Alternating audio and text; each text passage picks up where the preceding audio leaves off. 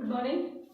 हम कर रहे हैं नरेशन डायरेक्ट इसमें आज हम कर रहे हैं जैसे टेंस का बताया था कि अगर रिपोर्टिंग वर्ब क्या बोला था कि अगर रिपोर्टिंग वर्ब पास्ट में हो तो अंदर का टेंस बदल जाता है।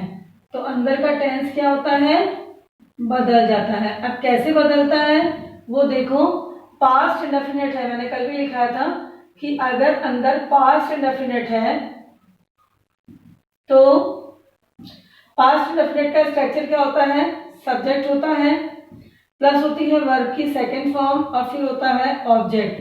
तो हम क्या करेंगे, सब्जेक्ट तो आपको पता है कि रिपोर्टिंग वर्ब के हिसाब से चलता है, लेकिन जो यानी पास्ट इंडेफिनिट कौन सा है, रिपोर्टेड स्पीच।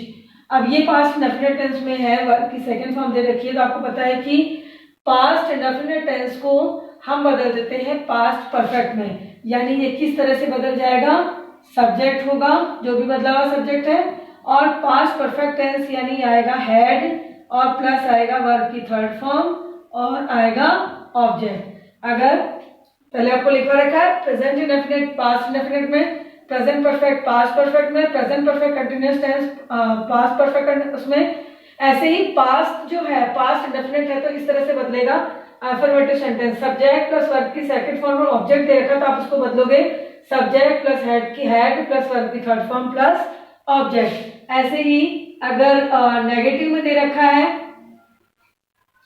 यही इसी टेंस को इस तरह से दिया हुआ हो, subject plus did plus not plus verb की फर्स्ट फॉर्म प्लस ऑब्जेक्ट, तो आप इसको बदल दोगे किस तरह से। इसमें देखो सब्जेक्ट डिड बदल जाएगा हेड में, फिर नॉट आ जाएगा, और अब आपको पता है कि हेड के साथ आती है वर्ब की थर्ड फॉर्म, ठीक है। तो ये हो जाएगा और आपका हो जाएगा ऑब्जेक्ट। इंट्रोगेटिव है तो इंट्रोगेटिव का स्ट्रक्चर कैसा होता है, इंट्रोगेटिव में आगे आ जाता है WH वर्ड अगर दिया हुआ है प्लस डिड, फिर होता है सब्जेक्ट, फिर अगर नॉट है तो नॉट और वर्ब की फर्स्ट फॉर्म और ऑब्जेक्ट। तो अगर WH वर्ड दिया है तो WH वर्ड अपनी जगह पे ही रहेगा, नहीं दिया है तो नहीं लिखना है। और डिड बदल जाएगा, डिड की जो फॉर्म है ये आ जाएगी कर्ता के बाद, ठीक है। तो ये हो जाएगा, पहले आ जाएगा सब्जेक्ट, फिर आ जाएगा डिड की जगह हैड, नॉट है तो नॉट लगाइए, ये ऑप्शन में है, अगर है तो लगाओ नहीं है तो नहीं लगाओ, और वर्ब हो जाएगी थर्ड फॉर्म में और हो जाएगा ऑब्जेक्ट में। ये है अगर WH वर्ड है तो लिखना है, लेकिन अगर WH वर्ड नहीं है यहां से शुरू हो रहा है तो कंजक्शन लग जाएगा इफ। कौन सा लग जाएगा, इफ, और इनमें क्या लगेगा, दैट, ठीक है। इसमें क्या लगेगा, दैट, यानी एफर्मेटिव और नेगेटिव में दैट लगेगा।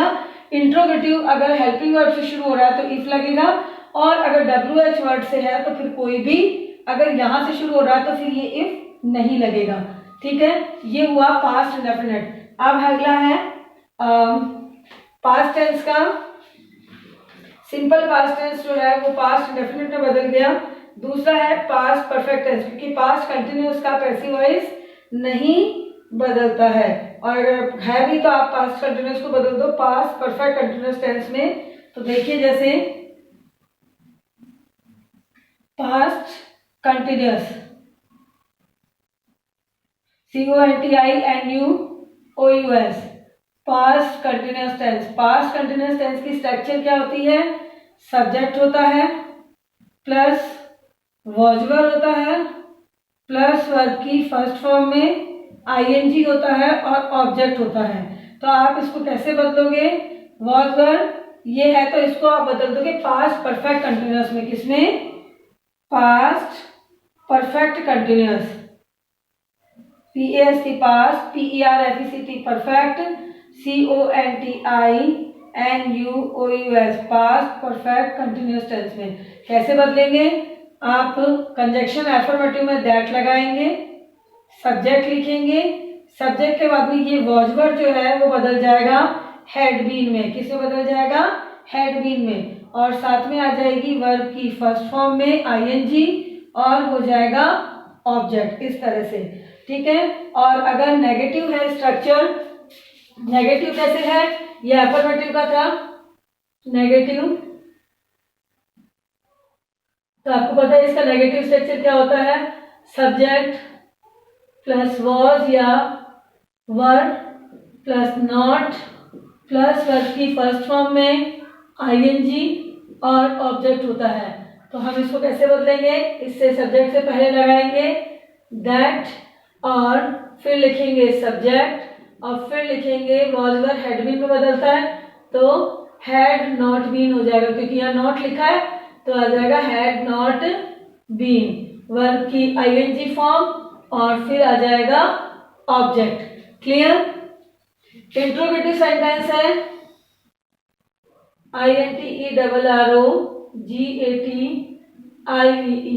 इंट्रोगेटिव सेंटेंस है तो इसका स्ट्रक्चर कैसे होता है? या तो WH वर्ड आता है शुरू में, ठीक है, और कई बार WH नहीं आता तो हेल्पिंग वर्ब से शुरू होती है, यानी शुरू में आ जाता है वॉज या वर, फिर आता है सब्जेक्ट, फिर नॉट है तो नॉट और नहीं है तो वर्ब की फर्स्ट फॉर्म में आईएनजी और ऑब्जेक्ट। तो सेम तरीका है, अगर WH वर्ड है तो क्या लगेगा? कोई भी बीच में कंजक्शन नहीं जुड़ेगा, यानी सीधी आएगी रिपोर्टिंग वर्ड और उसके बाद में WH से सेंटेंस शुरू होगा। लेकिन अगर यहाँ से सेंटेंस शुरू हो रहा है तो पहले लगाएंगे इफ, उसके बाद में पहले आएगा सब्जेक्ट, वॉज वर्ब की बदली हुई हेल्पिंग वर्ब आएगी सब्जेक्ट के बाद में। वॉज वर्ब किसे बदलता है? हैड बीन में, तो ये हो जाएगा हैड बीन, फिर आएगी वर्ब की फर्स्ट फॉर्म में आईएनजी और फिर आएगा ऑब्जेक्ट। क्लियर? और आगे का मैंने आपको बता ही रखा है कि अगर सैड है तो किसमें बदल जाएगा? टोल्ड के अंदर। ये हुआ पास्ट टेंस का।